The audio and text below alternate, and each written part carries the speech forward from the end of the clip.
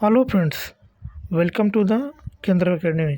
Friends, UP triple S C PET द्वारा जो परीक्षा कराई जाती है, जिसका एग्ज़ाम 23 अक्टूबर सन 2023 को हुआ था, इससे जो बनने वाले प्रश्न हैं, यानी जो 23 अक्टूबर को एग्ज़ाम में प्रश्न पूछा गया था फ्रेंड्स, हम लोग उन प्रश्नों को डिस्कस कर रहे हैं। यदि आपने पहली क्लास को नहीं देखा होगा फ्रेंड्स, तो उसको आप जाके आप वहाँ पे देख सकते हैं। तो आज हमारा ये 23 अक्टूबर को जो एग्ज़ाम हुआ था, आज इसकी दूसरी क्लास है।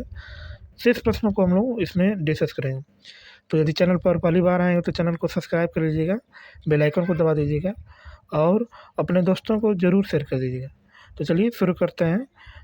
आज का यानी जो हमारी दूसरी क्लास है, इसमें आज का पहला प्रश्न है। 21वां प्रश्न देखेंगे फ्रेंड्स। भारतीय स्वतंत्रता अधिनियम 1947 के पारित होने के साथ भारत एक अधिराज्य बन गया और अधिराज्य विधानमंडल ने भारत सरकार अधिनियम 1935 की किस धारा के प्रावधानों के तहत 1947 से 1949 तक कानून बनाए। ठीक है, तो इसमें हम लोग देख सकते हैं फ्रेंड्स, इसका ऑप्शन ए धारा 100, ऑप्शन बी धारा 101, ऑप्शन सी धारा 135, ऑप्शन डी धारा 130। इसका जो राइट ऑप्शन है फ्रेंड्स, ऑप्शन नंबर ए धारा 100 जो है इसमें कानून बनाया गया था। ठीक है, इसका हम लोग डिस्कस देख सकते हैं फ्रेंड्स। भारतीय स्वतंत्रता अधिनियम 1947 के पारित होने के साथ भारत एक अधिराज्य बन गया और अधिराज्य विधानमंडल ने भारत सरकार अधिनियम 1935 की धारा 100 के प्रावधानों के तहत 1947 से 1949 तक बनाए गए। ठीक है, आगे आगे हमारा प्रश्न है कि एक व्यक्ति जो संसद का सदस्य नहीं है, उसे राष्ट्रपति द्वारा अधिकतम कितने महीनों के लिए मंत्री के रूप में नियुक्त किया जा सकता है। ऑप्शन ए 3 महीना, ऑप्शन बी 6 महीना, ऑप्शन सी 9 महीना, ऑप्शन डी 12 महीना। इसका जो राइट ऑप्शन है फ्रेंड्स, इसको हम लोग केवल क्या कर सकते हैं, केवल 6 महीने तक जो है इसको हम लोग देख सकते हैं फ्रेंड्स, नियुक्त कर सकते हैं केवल 6 महीने। ठीक है, चलिए इसका हम लोग डिस्कस दे सकते हैं फ्रेंड्स। बिना संसद सदस्य बने किसी व्यक्ति को राष्ट्रपति अधिकतम 6 माह के लिए मंत्री नियुक्त कर सकता है। 6 माह में बीत जाने पर यदि कोई मंत्री सदस्य संसद का सदस्य नहीं बन पाता है तो उसे अपने पद से त्याग पत्र देना पड़ेगा। ठीक है, आगे आगे हमारा प्रश्न है, उस उच्च न्यायालय का नाम बताइए जिसका क्षेत्राधिकार अंडमान और निकोबार द्वीप समूह के केंद्र शासित प्रदेश पर है। कलकत्ता उच्च न्यायालय, दिल्ली उच्च न्यायालय, मद्रास उच्च न्यायालय और ऑप्शन डी की बात करेंगे तो आंध्र प्रदेश उच्च न्यायालय। इसका जो राइट ऑप्शन रहेगा फ्रेंड्स, ऑप्शन नंबर ए इसका जो है राइट ऑप्शन है। यानी कलकत्ता उच्च न्यायालय जो है ये किसका भार देखता है, तो अंडमान और निकोबार द्वीप को भी इसी मतलब यही दिखता है। ठीक है, इसका हम लोग देख सकते हैं डिस्कस। कलकत्ता उच्च न्यायालय की स्थापना 1862 ईस्वी में की गई थी। इसका क्षेत्राधिकार पश्चिम बंगाल राज्य के साथ साथ अंडमान और निकोबार द्वीप समूह क्षेत्र में जो है इसका मतलब प्रदेश पर भी है। ठीक है, चलिए आगे देखते हैं। ये हमारा प्रश्न है फ्रेंड्स, पंचायती राज संस्थाओं के अस्तित्व के लिए भारत की संसद द्वारा 73वां और 74वां संवैधानिक संशोधन कब पारित किया गया। अक्टूबर 1973, नवंबर 1992, दिसंबर 1992 और ऑप्शन डी की बात करेंगे तो दिसंबर 1973। इसका जो राइट ऑप्शन है फ्रेंड्स, ऑप्शन नंबर सी इसका जो है राइट ऑप्शन है। यानी दिसंबर 1992 इसमें जो है ये पारित किया गया था। इसका हम लोग डिस्कस देख सकते हैं फ्रेंड्स। पंचायती राज संस्थाओं के अस्तित्व के लिए भारत की संसद द्वारा 73वां और 74वां संवैधानिक संशोधन अधिनियम दिसंबर 1992 में पारित हुआ, जबकि इसे 24 अप्रैल सन 1993 ईस्वी से क्या किया गया था, लागू किया गया था। ठीक है, क्या किया था, लागू किया। ठीक है, आगे 1928 में मोतीलाल नेहरू समिति द्वारा निम्नलिखित में से कौन सा अधिनियम विधेयक प्रस्ताव किया गया था। एल्बर्ट बिल, अधिकारों का बिल, आपराधिक जनजाति अधिनियम और ऑप्शन डी की बात करेंगे तो सिंध भूमि उड्डयन विधेयक। इसका जो राइट ऑप्शन है फ्रेंड्स, ऑप्शन नंबर बी अधिकारों का बिल जो है मोतीलाल नेहरू ने जो है प्रस्तावित किया था। इसमें हम लोग इसका पूरा डिस्कस दे सकते हैं। वर्ष 1928 में मोतीलाल नेहरू समिति द्वारा अधिकारों का बिल विधेयक प्रस्तावित किया गया था। इस रिपोर्ट की अन्य सिफारिशों निम्न प्रकार थी। भारत को डोमिनियन राज्य का दर्जा, भारत का एक संघ हो जिसके नियंत्रण में केंद्र में 30 सदनी विधानमंडल हो, गवर्नर जनरल की स्थिति संवैधानिक मुखिया भी की हो। ठीक है, आगे आगे हमारा प्रश्न है, सौर यंत्र के संबंध में निम्नलिखित में से कौन सा सही है? इसे सौर रज्जु होते हैं, यह एक हड्डीदार बक्सा होता है, यह श्वास नली में आक्रमण करने वाले रोगजनकों को रोकता है। और ऑप्शन डी की बात करेंगे तो यह उपास्थि से बना एक यंग है और घर्षणी को श्वास नली से जोड़ता है। ठीक है, तो इसमें इसका जो राइट ऑप्शन है फ्रेंड्स, इसमें ऑप्शन कोई नहीं इसका सही है। इसका हम लोग देख सकते, इसके लिए इस पर प्रश्न पर स्टार लगाया गया। सौर यंत्र श्वसन तंत्र का एक कोऑर्डिनेशन खंड है जो गर्दन के अग्रभाग में स्थित होता है। सौर यंत्र का प्राथमिक कार्य सांस लेते समय निचले श्वसन पथ के श्वासनली से भोजन में प्रवेश से बचाता है। इसमें सौर रज्जु भी शामिल है, यह एक कार्टिलाजिनस कंकाल है। ठीक है, आगे हमारा प्रश्न है फ्रेंड्स, मिल्क ऑफ मैग्नीशिया किस प्रकार का कोलाइड है? ठोस सोल, सोल, एरोसोल और इमल्सन। इसका जो राइट ऑप्शन है फ्रेंड्स, ऑप्शन नंबर बी। इसका जो है राइट ऑप्शन है। यानी जो मिल्क ऑफ मैग्नीशिया होता है जिसका सूत्र MgOH का ट्वाइस होता है, ये जो होता है क्या होता है? तो सोल होता है। मिल्क ऑफ मैग्नीशिया सोल प्रकार का कोलाइड है। इसका उपयोग अपच, पेट की खराबी, सीने की जलन से राहत के लिए किया जाता है। ठीक है, आगे हमारा प्रश्न है, निम्नलिखित में से कौन सा कार्बनिक यौगिक मानव शरीर में प्रोटोप्लाज्म को जमा देता है? मेथनोइक एसिड, एथेनॉल, मेथनॉल और प्रोपेनॉन। इसका जो राइट ऑप्शन है friends, option number C. Methanol जो होता है इसको क्या करता है? पूरे तरीके से जमा देता है। मेथनॉल कार्बनिक यौगिक मानव शरीर में प्रोटोप्लाज्म को जमा देता है। इसका उपयोग उद्योगों, फार्मास्यूटिकल्स, निर्माण, खाद्य उद्योगों आदि में किया जाता है। यह मुख्य रूप से मेथनॉल के ऑक्सीकरण द्वारा तैयार किया जाता है। ठीक है, आगे हमारा प्रश्न है, निम्नलिखित में से कौन सा आंतरिक सौरमंडल में स्थित एकमात्र बौना ग्रह है? मैकमेक, सेरेस, प्लूटो और होमिया। इसका जो राइट ऑप्शन है फ्रेंड्स, ऑप्शन नंबर बी। इसका जो है राइट ऑप्शन है। सेरेस जो होता है एकमात्र जो है बौना ग्रह है। ठीक है, इसका हम लोग डिस्कस कर सकते हैं फ्रेंड्स। इसका डिस्कस, सेरेस आंतरिक सौरमंडल में मंगल और बृहस्पति की कक्षाओं के मध्य स्थित एकमात्र बौना ग्रह है। यह क्षुद्र ग्रह का पहला सदस्य था जिसे 1801 ईस्वी में गिसेप पियाजी द्वारा देखा गया था। इसके तहत बुध, शुक्र, पृथ्वी और मंगल ग्रह शामिल किया जाता है। इसका व्यास लगभग 950 किलोमीटर जो पृथ्वी के चंद्रमा से 1/4 से भी अधिक है। वैज्ञानिकों ने 2006 में इसे बौने ग्रह के रूप में वर्गीकृत किया गया था। ठीक है, और 2006 में ही जो है यम को जो है ग्रह की श्रेणी से निकाल दिया गया था। ठीक है, आगे बिछुआ की पत्तियों के चुभने वाले बालों में निम्नलिखित में से कौन सा अम्ल मौजूद होता है? मेथनोइक अम्ल, एथेनोइक अम्ल, ऑक्जेलिक अम्ल और एस्कॉर्बिक अम्ल। इसका जो राइट ऑप्शन है फ्रेंड्स, ऑप्शन नंबर ए। जो मेथनोइक अम्ल होता है, जब बिच्छू मारता है तो इसमें हमको डंक के रूप में बहुत खट्टा होता है। बिछुआ की पत्तियों के चुभने वाले बालों में मेथनोइक अम्ल मौजूद होता है।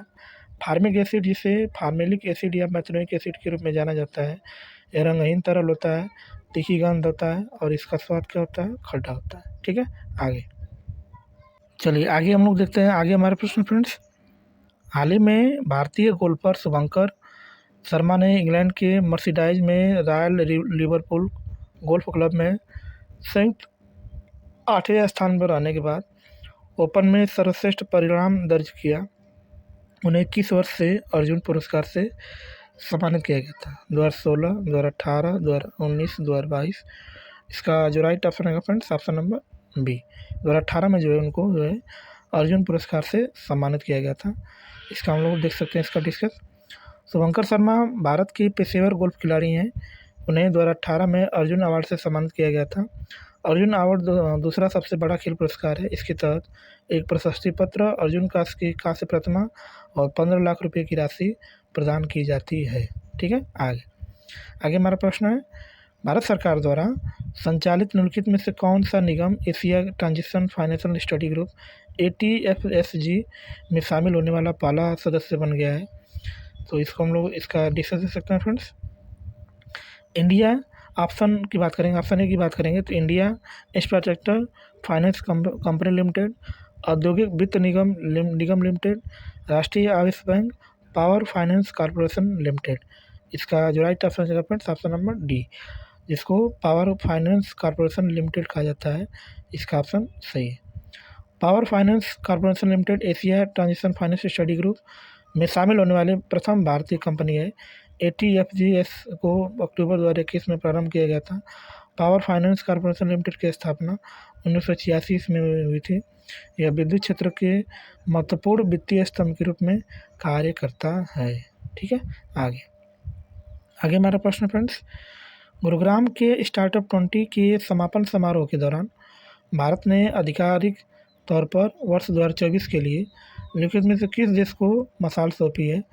France, Canada, Brazil, Germany. इसका राइट ऑप्शन है friends option number C, Brazil को जो है कमान सौंपी है। ठीक है, इसका हम लोग डिस्कस दे सकते हैं फ्रेंड्स। स्टार्टअप 20 शिखर सम्मेलन का आयोजन हरियाणा के गुरुग्राम में जुलाई 2023 में किया गया था।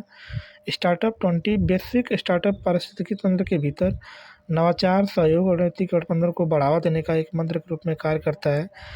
इसके समापन अवसर पर स्टार्टअप 20 के अध्यक्ष डॉक्टर चिंतन वैष्णव आधिकारिक तौर पर अगले G20 अध्यक्ष देश ब्राज़ील को मसाल सौंपी है।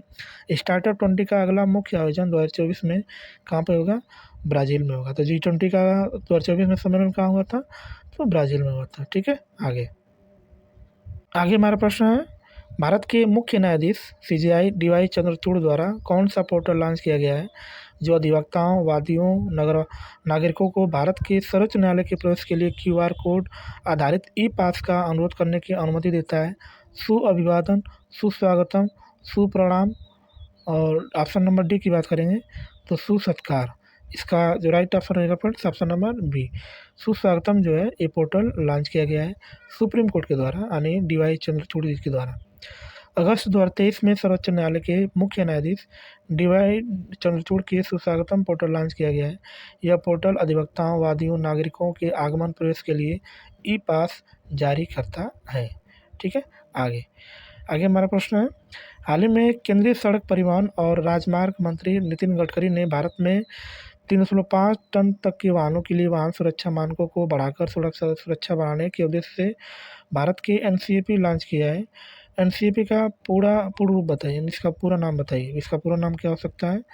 तो ऑप्शन ए की बात करेंगे, new car assessment production, new car assessment program, new car acknowledge production, new car assessment portal. इसका राइट ऑप्शन होगा friends option number B, new car assessment portal जो है इसका पूरा नाम होता है, जिसको NCAP बोलते हैं। ठीक है, आगे हमारा प्रश्न फ्रेंड्स, अगले दशक में निम्नलिखित में से किस क्षेत्र में व्यापार को $100 बिलियन तक पहुंचने बढ़ाने के लिए भारत अमेरिका टास्क फोर्स की स्थापना की गई है? ऑप्शन ए दवा, ऑप्शन बी अंतरिक्ष, ऑप्शन सी कंप्यूटर विज्ञान, ऑप्शन डी इलेक्ट्रॉनिक्स। इसका जो राइट ऑप्शन है फ्रेंड्स ऑप्शन नंबर डी, इसका जो है राइट ऑप्शन है यानी इलेक्ट्रॉनिक्स जो है अगले $100 बिलियन तक बढ़ाने के लिए इसके साथ टास्क फोर्स की स्थापना किया गया है अमेरिका के साथ। ठीक है, भारत अमेरिका टास्क फोर्स का गठन इलेक्ट्रॉनिक्स व्यापार बढ़ाने के लिए किया गया है। इसका लक्ष्य एक दशक में $100 अरब तक दोनों देशों के मध्य व्यापार को बढ़ाना है। ट्राई के पूर्व अध्यक्ष राम सेवक शर्मा को टास्क फोर्स अध्यक्ष का नियुक्त किया गया, इनका अध्यक्ष नियुक्त किया गया। ठीक है, आगे हमारा प्रश्न देख सकते हैं फ्रेंड्स, विश्व का पहला 7 मिनट का कैंसर उपचार टीका जैब किस देश में शुरू किया जाएगा? ऑप्शन ए की बात करेंगे तो England, option B USA, option C UAE, option D China. इसका जो राइट ऑप्शन है फ्रेंड्स ऑप्शन नंबर ए, इसका जो है राइट ऑप्शन है यानी इंग्लैंड जो है इसका ट्रायल करेगा। विश्व का 7 मिनट का जो कैंसर उपचार टीका है जैब इंग्लैंड में शुरू किया गया है। ब्रिटेन के राष्ट्रीय स्वास्थ्य सेवा द्वारा इसे उपयोग किया जाता है। ठीक है, आगे हम लोग फ्रेंड्स देखेंगे फ्रेंड्स, मध्य प्रदेश में लागू मुख्यमंत्री लाडली बहना योजना में महिलाओं के लिए आयु सीमा क्या है? ठीक है, और इसमें ऑप्शन की बात करेंगे, आवेदन के कैलेंडर वर्ष में 1 जनवरी को 21 वर्ष पूरे कर लिए हों और 60 वर्ष से कम हो। आवेदन के कैलेंडर वर्ष में 1 जनवरी को 21 वर्ष पूरे कर लिए हों और 58 वर्ष से कम हो। और ऑप्शन सी की बात करेंगे तो आवेदन के कैलेंडर वर्ष में 1 जनवरी 2023 को पूरे कर लिए हों और 60 वर्ष से कम हो। और ऑप्शन डी की बात करेंगे तो आवेदन के कैलेंडर वर्ष में 1 जनवरी को 18 वर्ष पूरे कर लिए हों और 65 वर्ष से कम हो। इसका जो राइट ऑप्शन है फ्रेंड्स ऑप्शन नंबर सी, आवेदन के कैलेंडर से 1 जनवरी को 23 वर्ष पूरे कर लिए हों और 60 वर्ष से क्या हो कम हो। ठीक है, इसका डिस्कस दे सकते हैं, मध्य प्रदेश में लाडली पालना योजना का प्रारंभ 15 मार्च 2023 को किया गया था। इसके तहत मध्य प्रदेश की महिलाओं को प्रतिमाह 1250 रुपये यानी पहले 1000 रुपये की आर्थिक सहायता प्रदान की जाती है। इस योजना का लाभ 1 जनवरी को 23 वर्ष वर्तमान में 21 वर्ष पूर्ण कर चुकी है तथा 60 वर्ष से कम आयु की महिलाओं को प्रदान किया जाता है। ठीक है, आगे आगे हमारा प्रश्न है, पूर्वोत्तर सीमांत रेलवे ने वर्ष की सूक्ष्म परियोजना के लिए दक्षिण एशिया पुरस्कार जीता। यह परियोजना निम्नलिखित में से किस जानवर के जीवन को बचाने के लिए इंस्ट्रक्शन डिस्ट्रक्शन सिस्टम है? बकरी, हाथी, भेड़ और ऑप्शन डी की बात करेंगे तो कुत्ता। इसका जो राइट ऑप्शन रहेगा फ्रेंड्स ऑप्शन नंबर बी, हाथी को बचाने के लिए जो है ये सब सिस्टम अपनाया गया। पूर्वोत्तर सीमांत रेलवे ने वर्ष के सूक्ष्म परियोजना के लिए दक्षिण एशिया पुरस्कार जीता। यह परियोजना आर्थियों के संरक्षण प्रदान करने के लिए एक प्रकार का इंस्ट्रक्शन डिटेक्शन सिस्टम है। यह परियोजना को मार्च 2023 में जो है लॉन्च किया गया था। ठीक है, आगे आगे हमारा फ्रेंड प्रश्न है, हाल ही में भारतीय वायुसेना ने कि पश्चिमी वायु कमान द्वारा शुरू किए गए प्रशिक्षण का नाम बताइए। स्वास्तिक, शंख, तांडव और ऑप्शन डी की बात करेंगे त्रिशूल। इसका जो राइट ऑप्शन हो जाएगा फ्रेंड्स ऑप्शन नंबर डी।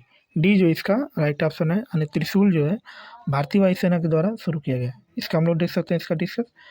सितंबर 2023 में भारतीय वायुसेना के पश्चिमी वायु कमान द्वारा शुरू किया गया वार्षिक प्रशिक्षण अभ्यास को त्रिशूल नाम दिया गया।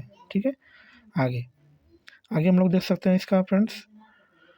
मेनम वन्यजीव अभयारण्य भारत के निम्नलिखित में से किस राज्य या केंद्रशासित प्रदेश में है? लद्दाख, जम्मू कश्मीर, सिक्किम, असम।